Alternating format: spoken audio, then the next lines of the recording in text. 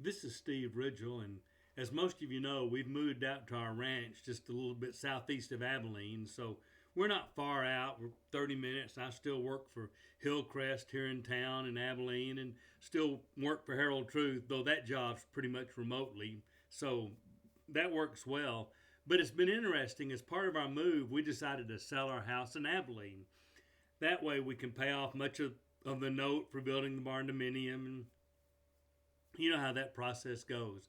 But it's interesting as we went through the sale process, people would come and look, and we have an offer on our house, and they've been looking, and they had an inspector come out. Now, most of you are probably real familiar with this, but boy, we've owned that house for 40 something years, so it's been a long time since we went through this process. But the inspector goes through your house, and they, with a fine tooth comb, list every defect they can possibly find.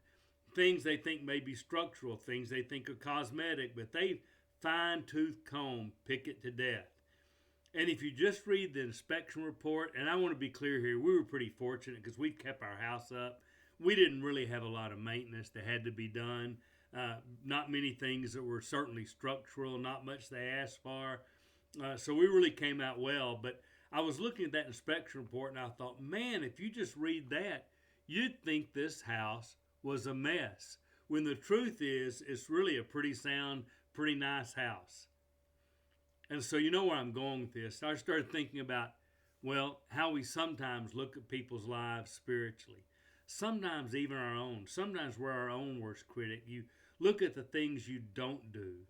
You look at the things you wish you hadn't done. And you start saying, you know what, my life is a mess because you think about this thought and that person and that thing. And sometimes you go years back to pick at your spiritual wounds. And if you're not careful, you start thinking there's nothing really very healthy or good about me. And you miss the overall picture that really you are a faithful child of God who's doing pretty well in a hard world. And what you don't do well, God forgives and helps you to do better with. And so I think that's worth keeping in mind. The other thing is, some of us really like to play inspector on other people's lives. I don't want to look at my own life. I don't want to be that introspective. Let me study your life and tell you everything I find wrong with your life. Some of us parent that way with our children.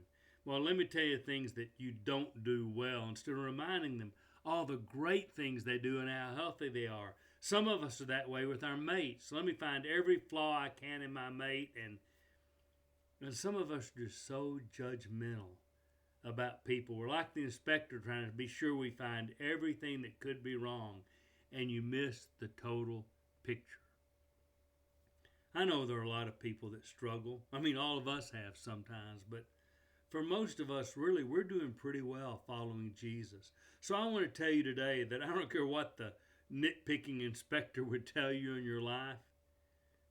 God looks at your heart and sees the overall person that you are, and He knows that you are faithful, and He forgives you when you mess up, and He forgives you for the things you don't do, and He equips you to do better. And I want to tell you that in the overall look at your life, you've got a pretty good spiritual house.